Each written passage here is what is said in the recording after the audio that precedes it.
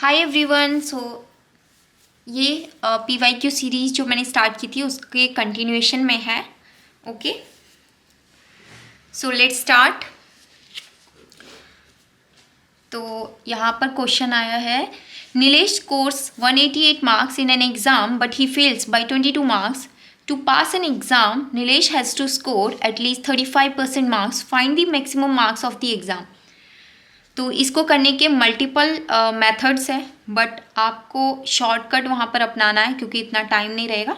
ठीक है, तो उसी शॉर्टकट पे मैं बात करने वाली हूँ। ठीक है, तो देखो यहाँ पर बोला है 35% मार्क्स उसे पास करने के लिए चाहिए। ठीक है, अगर हम पासिंग मार्क्स की वैल्यू निकाल लें तो हमें पता है कि 100% क्या होता है, मैक्सिमम मार्क्स है ना, जिसमें हमें 35% मार्क्स पासिंग मार्क्स हैं। ठीक है, नीलेश स्कोर्स 188 चाहिए, 188 उसने स्कोर करे बट फेल हो गया 22 मार्क्स से, मतलब उसे 22 और मार्क्स चाहिए थे तो वो पास हो जाता। तो देखो कितना आया यहाँ पे 210, मतलब 35% की वैल्यू है 210। अगर हमें 100% की वैल्यू निकालनी है तो 210 अपॉन 35 इंटू 100 करेंगे। 7 5 जा 7 3 जा 600 मार्क्स। ठीक है, ओके। तो नेक्स्ट क्वेश्चन इज इलेक्शन का क्वेश्चन है। ऐसे क्वेश्चंस काफ़ी आते हैं। तो इधर एक कॉन्सेप्ट होता है कि जैसे पहले तो इसमें भी काफ़ी होते हैं, जैसे मान लीजिए 100 लोग हैं जो वोटिंग लिस्ट में होते हैं। वोटिंग लिस्ट होती है सबसे पहले, फिर आते हैं जो वोट कास्ट करते हैं, और एक होते हैं जो वोटिंग नहीं करते हैं, नॉट कास्टेड। ठीक है, मान लीजिए 10% यहाँ लोग हैं, तो यहाँ कितने बचे 100 में से 90%। तो टोटल हम 100 लेके चलते हैं वोटिंग लिस्ट में। कई बार बोलता है कि ऐसे कोई लोग नहीं है जिन्होंने कास्ट नहीं की, तो मतलब 100% नहीं कास्ट की, 100% ही वोटिंग लिस्ट में थे। उसके बाद दो यहाँ पर कैंडिडेट्स होते हैं, 2 या 3 जितने भी हो, मैक्सिमम टाइम्स मतलब क्वेश्चन में जो देता है वो दो कैंडिडेट के लिए देता है। उसमें से फिर बताता है कि ये दोनों में से मान लीजिए इसको मिली है 90 में से 80% और ये 20% मिली है। अगर ये टोटल 100 है, 90 में से तो आपको देखना पड़ेगा। तो मतलब ये अगर कई बार पूछता है इधर से क्वेश्चन कि ये कितने से जीता, तो 80 माइनस 20 60% का डिफरेंस आ रहा है ना, 60% का डिफरेंस आ रहा है, पर 60% ऑफ वॉट 90 है ना। ये मतलब इसकी वैल्यू 54% है। मतलब यहाँ पर जो वोट्स हैं, ए जो जीता है 54% वोट से जीता है। अगर टोटल 100 है उसका 54%। ठीक है, तो क्वेश्चंस इसी टाइप से बनते हैं। अब क्वेश्चन पर चलते हैं।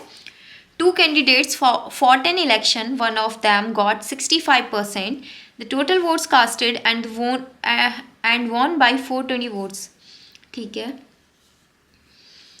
तो मतलब यहाँ पर क्या है, एक ए और बी थे, 2 कैंडिडेट। एक को 65% मिला है टोटल वोट्स में से, 100 टोटल थी, और इसको कितना मिला होगा 35%। ठीक है, what is the total number of votes polled if no vote is declared invalid. अगर इनवैलिड ही नहीं है तो मतलब देखो 100% कास्ट हुई थी, वोटिंग लिस्ट में 100 थी, फिर नॉन वैलिड वही वाली, इनवैलिड वही होती है। अच्छा, इधर भी एक होता है, सॉरी, कास्ट करने के बाद भी एक होती है वैलिड। वैलिड कितनी थी, एक होती है इनवैलिड। वैलिड में जो सारी मतलब उनकी वैल्यू है, इनवैलिड हो गई क्योंकि कुछ भी कई बार नोटा या कुछ भी ऐसा डाल देते हैं तो वो सब होता है। तो वैलिड में से ये डिवाइड होते हैं और भी। ठीक है, तो अगर ये बोल रहा है कि 100% वैलिड है, इनवैलिड कोई वोट नहीं है, तो उसमें से तो 100 ही लेके चलना है आपको 35। तो इनका डिफरेंस कितना आ रहा है 30%। और 420 यही बोला है कि ये ए 420 वोट से जीत गया, मतलब 30% की वैल्यू हमारे पास 420 है ना। और 100% की वैल्यू निकालनी है क्योंकि ये पूछ रहा है what is the total number of votes. तो हम यहाँ पे 420 अपॉन 30 इंटू 100, 1400 वोट्स। ठीक है, 1400 इसका आंसर आ जाएगा। ओके,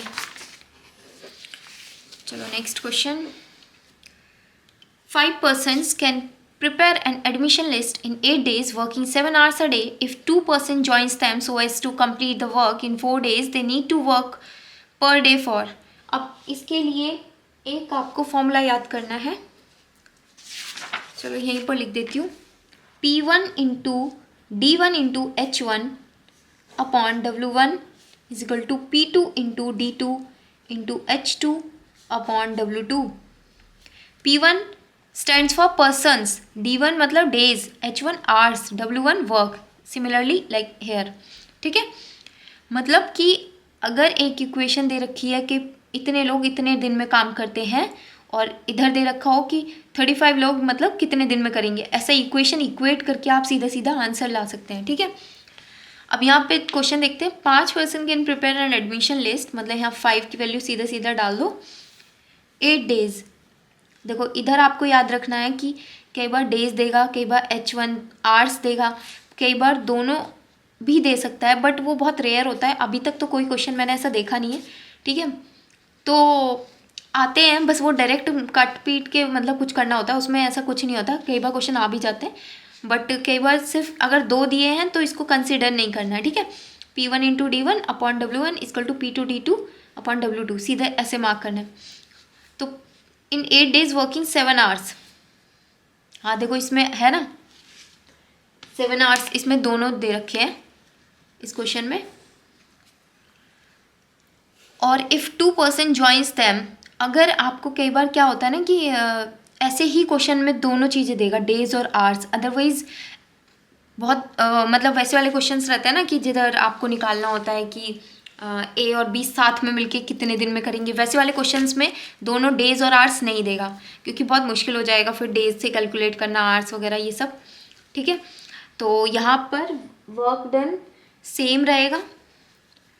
तो इफ़ 2% ज्वाइंस दैम, मतलब 5 से बढ़कर 7 हो गए. ठीक है, to complete the work in 4 days. 4 days तो कितने घंटे चाहिए उसे, they need to work per day for, तो H2 हमें निकालना है. वर्क से वर्क कैंसिल हो जाएगा. ठीक है, 7 से 7, तो H कितना आ गया 10 hours, मतलब उन्हें 10 घंटे पर डे काम करना पड़ेगा. ठीक है, अब इस क्वेश्चन पर चलते हैं. If X is 80% of Y, what percent of Y is X. इधर थोड़ा सा घुमाया है क्वेश्चन में, बट आप एक बात याद रखना, अगर ऐसे क्वेश्चंस होते हैं या तो y की वैल्यू पूछे या x की वैल्यू पूछे, तो आपको सीधा सीधा x और y का रेशियो निकालना है. x इज इक्वल टू, यहाँ पर पहले मैं वैसे लिख देती हूँ, x इज़ 80%, मतलब 80% का मतलब क्या है, ये 80% ऑफ y. ठीक है, तो यहाँ से सीधा आप वही 4/5 आएगा, तो x अपॉन वाई की वैल्यू क्या आ गई 4/5. अब देखो यहाँ पे क्या पूछा, what percent of y is x. x को ही पूछा है, सीधा सीधा आप मार्क कर सकते थे कि x की वैल्यू पूछी है तो 80% ही होगा, x पूछा. लेकिन अगर क्वेश्चन में मतलब ये आ गया, और यहाँ से भी अगर आप करोगे तो यहाँ ना क्या करते हैं, जैसे जिसकी वैल्यू पूछी होती है, अगर यहाँ x की पूछी है तो x को ऐसे इक्वेट करके y को इधर ले आओ और y की वैल्यू 100 रख दो, तो 4/5 इंटू 100 क्या आएगा, इसको वही सॉल्व करोगे तो 80% ही आएगा. लेकिन इन केस अगर आपसे y की वैल्यू पूछता तो यहाँ से रेसिप्रोकल ले लेते, y अपॉन एक्स क्या हो जाता 5/4, और y की वैल्यू क्या आ जाती 5/4 इंटू एक्स. 5/4 इंटू एक्स की वैल्यू क्या रख दो अब 100. अगर x 100 है तो y कितना परसेंट होगा 125%. अगर क्वेश्चन में y की पूछता ना कि what percent of x is y, y क्या है x का, तब ये आंसर आता है. लेकिन क्योंकि यहाँ पर सीधा पूछा है x का, खुद x का ही पूछा और x ही हमें दे रखा था, कंफ्यूज करने के लिए क्वेश्चन दिया था, तो आपको सीधा यही मार्क करना है. ठीक है, कई बार लोग बिना क्वेश्चन पढ़े ये मार्क करके आ जाएंगे, वो नहीं करना है आपको गलती. ठीक है, चलो नेक्स्ट क्वेश्चन पर चलते हैं.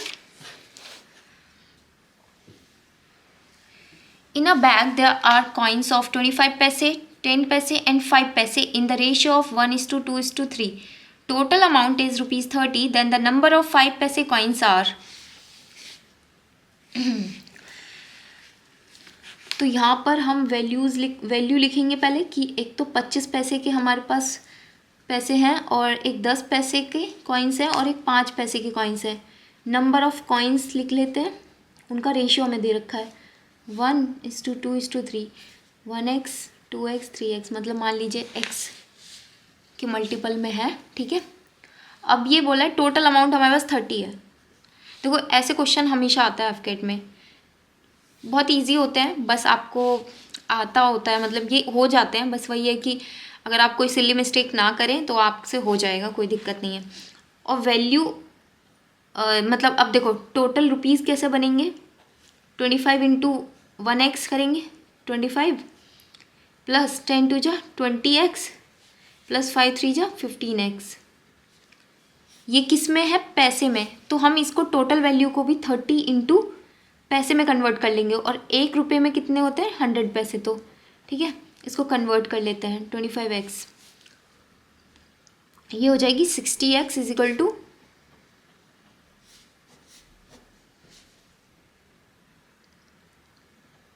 x की वैल्यू आ गई 50। अब हमें पूछे थे 5 पैसे वाले कॉइन, तो कितने हुए 3 इंटू 50, 150 कॉइन्स हैं 5 पैसे वाले। ठीक है,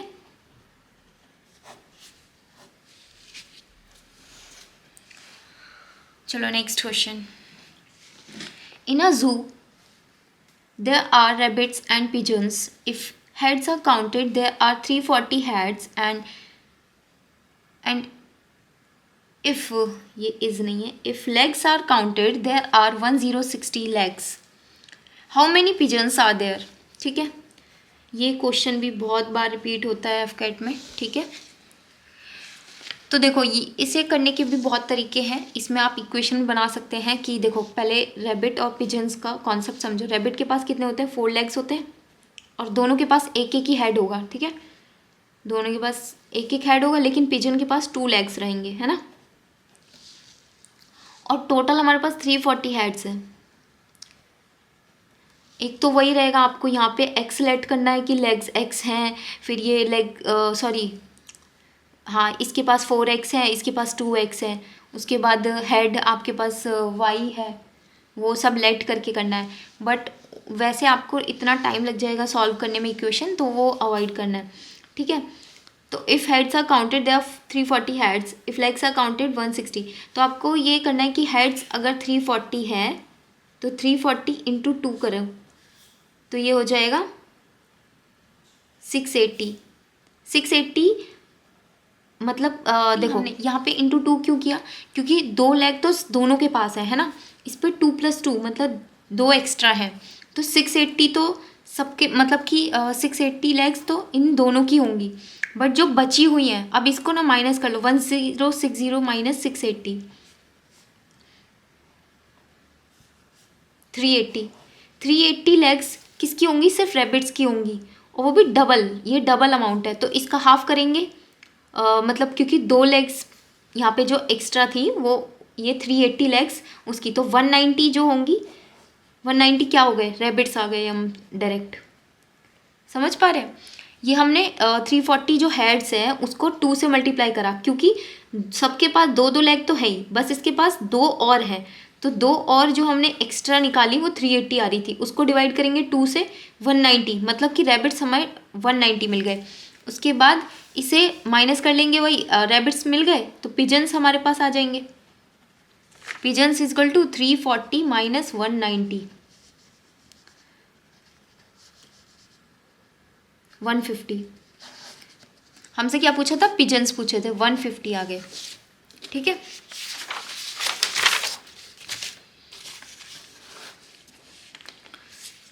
ठीक है।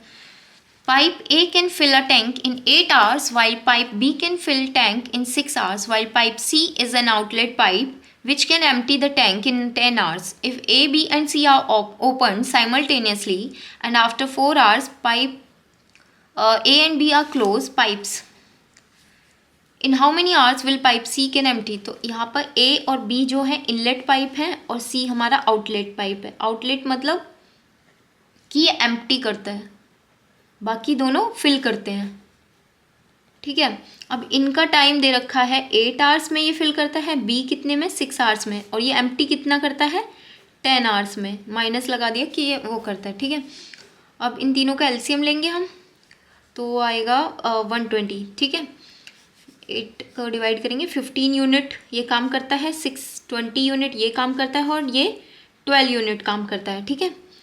अब बोलता है कि ABC तीनों को ओपन कर दिया, तो ये माइनस का काम कर रहा है। इसका मतलब क्या है, 15 + 20 - 12, 35 - 12, 23 यूनिट। 23 यूनिट काम होगा 1 घंटे में, लेकिन ये 4 घंटे चला, तो 23 × 4,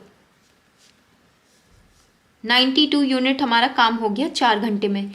बोला है pipe A and B are closed, उसके बाद ये दोनों पाइप क्लोज कर दिए, ठीक है। In how many hours will pipe C can empty. अब 92 यूनिट जितना ये काम हुआ 120 में से, उसे एम्प्टी करने में कितना टाइम लगेगा। तो देखो 92 यूनिट को काम करने में कितना टाइम लगेगा, 12 से डिवाइड करो, क्योंकि ये 12 यूनिट काम कर रहा है ना। तो जब हमें टाइम निकालना होता है तो टोटल वर्क अपॉन जो कितना वर्क जितना यूनिट काम कर रहा है, तो 12 से 4 से दोनों जाएंगे, 23/3, हाँ 23/3 आवर्स में आएगा। ठीक है। तो ये पाइप वाले क्वेश्चन तो आई होप आपको आते होंगे, बिल्कुल वैसे ही सिमिलर वे में होते हैं वर्क टाइम वाले, बस इतना डिफरेंस होता है कि उधर माइनस का कॉन्सेप्ट नहीं आता है, क्योंकि ये आउटलेट पाइप होता है, तो ये काम मतलब माइनस इसलिए करते हैं क्योंकि वो एम्प्टी कर रहा है, तो कम कर रहा है काम को। जैसे अगर वो 5 यूनिट भर रहे हैं और 3 यूनिट ये कम कर रहा है, तो 2 यूनिट टोटल काम हो पा रहा है ना, वैसा वाला कॉन्सेप्ट होता है, ठीक है। Next question, if the side of a square increases by 20%, then what will be a percent increase in its perimeter। अब देखो पैरामीटर होता है 4 × साइड स्क्वायर का। अब बोला है साइड 20% इंक्रीज हो गई, पहले साइड मान लो 4 × 100 थी, 400, फिर पैरामीटर दूसरा क्या हो गया 120, 20% इंक्रीज हो गई 480। डिफरेंस अगर देखोगे, अगर ट्रेडिशनल मेथड से वही निकालना है, 80 का डिफरेंस आया ऑन 400 × 100,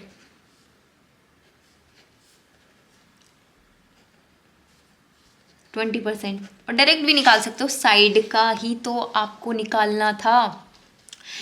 एरिया अगर इन केस पूछ लेता तो सीधा सीधा वही आपको लगाना होता है कि 2 पे एरिया होता है A², तो वही वाला जो मैंने आपको पहले भी बताया है कि 20 + 20 + 20 × 20/100 सक्सेसिव इंक्रीज का भी जो होता है वही इस पे लगता है, तो 44% आता। तो बहुत लोग इसको ये पढ़ते नहीं है कि पैरामीटर पूछा है सीधा 44% मार्क कर देते हैं, जबकि अगर एरिया पूछता तब 44, यहाँ पे पूछा है पैरामीटर। पैरामीटर तो वैसे भी सिर्फ एक साइड पे डिपेंड करता है, तो जितना इंक्रीज साइड में होगा उतना इंक्रीज पैरामीटर में होगा, तो इसका आंसर 20% है, ठीक है। Okay guys, that's all for today, thank you so much. और जो भी क्वेरी हो तो प्लीज़ कमेंट सेक्शन में लिख देना। Okay, thank you so much, bye bye, take care.